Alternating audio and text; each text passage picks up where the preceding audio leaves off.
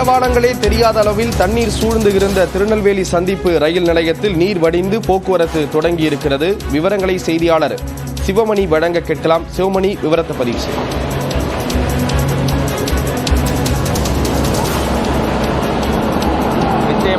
திருநெல்வேலி மாவட்டத்தில் வரலாறு காணாத கனமழை அப்படிங்கிறது நீடித்தது. இதன் காரணமாக பல இடங்களில் தண்ணீர் தேங்கியது.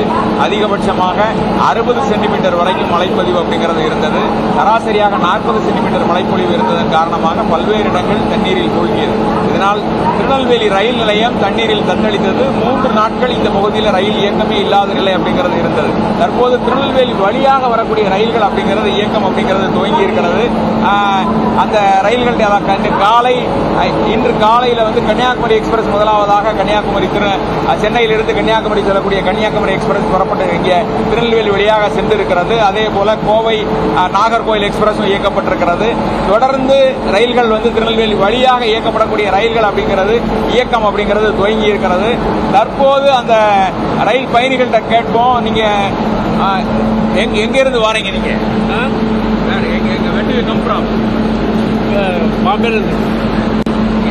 ரயில் சரியான நேரத்துக்கு வந்துச்சா சார்? உங்களுக்கு சரியான நேரத்துக்கு வேற எங்கேயும் பாதிப்புகள் இருந்துச்சா?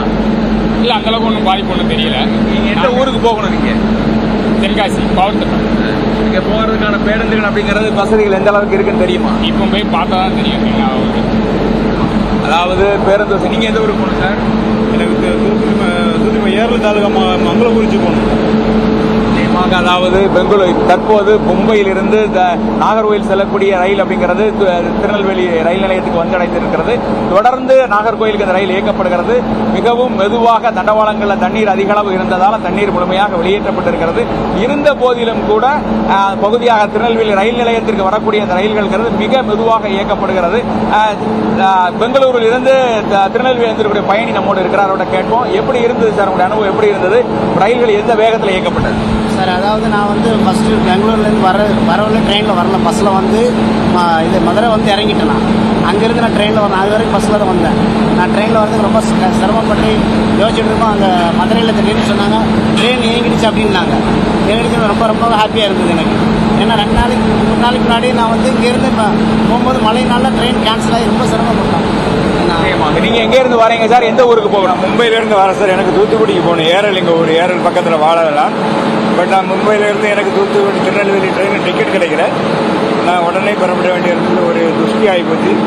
நான் சென்னை வந்தேன். சரி, உங்க கிராமத்திற்கு போக முடியுமா? அதற்கான தகவல்கள் ஏதாவது உங்கள்ட்ட இருக்கா? இல்லை, தகவல் இல்லை. நம்ம போய் தான் விசாரிக்கணும். ஏரல் பக்கத்தில் வாழவல்லான்னு போகணும். தூத்துக்குடிக்கு மதுரை வண்டி முத்துநகர் எக்ஸ்பிரஸ் தூத்துக்குடியோட மதுரையோட ஸ்டாப் பண்ணிட்டாங்க. அங்கேருந்து இப்போ இந்த நாகர்கோவில் எக்ஸ்பிரஸ் வழியாக திருநெல்வேலிக்கு வந்துட்டோம். ஊருக்கு போயிட்டு இருக்கோம்.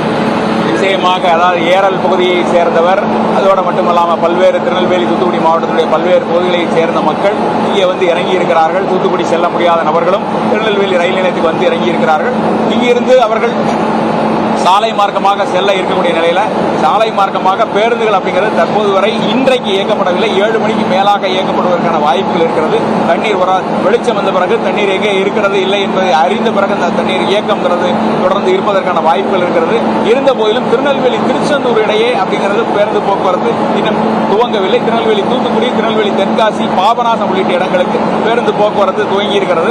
இதுல முழுமையாக திருநெல்வேலி நகர்ப்பகுதி வழியாக இயக்க முடியாத நிலை அப்படிங்கிறது இருக்கிறது. வடக்கு புறவழி சாலையில அந்த பாலத்துக்கு மேலாக 2 அடிக்கு மேலாக தண்ணீர் சென்ற நிலையில அந்த பாலத்தில் போக்குவரத்துங்கிறது முழுமையாக இன்னும் திறந்து விடப்படவில்லை. அதிலிருந்து குப்பைகள் அகற்றப்பட்டிருக்கிறது. இருந்த போதிலும் பாலத்தினுடைய உறுதித்தன்மையை அறிந்த பிறகே அந்த பாலத்தில் போக்குவரத்து துவங்கும். இந்த நிலையில ரயில் பயணிகள் தற்போது 3 நாட்களுக்கு பிறகு திருநெல்வேலி ரயில் நிலையத்திற்கு இறங்கி இருக்கிறார்கள். கண்டிப்பா 3 நாட்களுக்கு பிறகு ரயில் போக்குவரத்து சீராகி இருக்கிறது. இயல்பா எப்பொழுதும் போகக்கூடிய அந்த வேகத்தில் ரயில்கள் இயக்கப்படுதா? வேற ஏதாவது மாற்றங்கள் ஏதாவது செய்யப்பட்டிருக்கா? எல்லா ரயில்களும் இயக்கப்படுதா?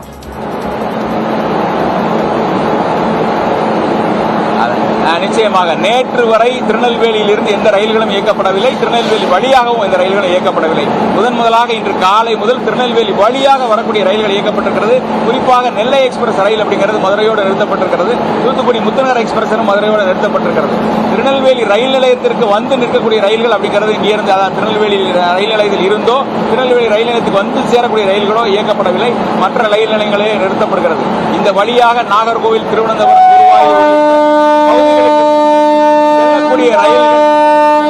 செல்லக்கூடிய ரயில்கள் இயக்கப்படுகிறது. அந்த ரயில் இயக்கம்ங்கிறது காலையில் துவங்கி இருக்கிறது.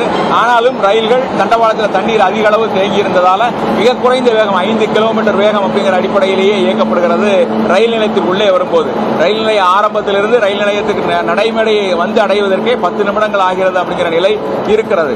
தொடர்ந்து இந்த ரயில்கள் இயக்கம் சீரானதால பொதுமக்கள் வந்து ரயில்கள் மூலமாக வருவதற்கான ஒரு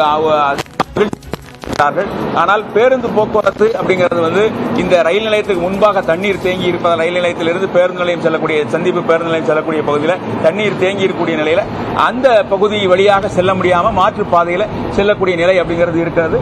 தொடர்ந்து ரயில் போக்குவரத்து சீராகி இருக்கிறது அப்படிங்கிறது நம்ம சொல்லும் தகவலாக இருக்கிறது. கண்டிப்பா சிவமணி, 3 நாட்களுக்கு பிறகு அந்த ரயில் ஓசையை கேட்க முடிஞ்சது. அது தொடர்பான விவரங்களை கொடுத்தீங்க. நன்றி சிவமணி.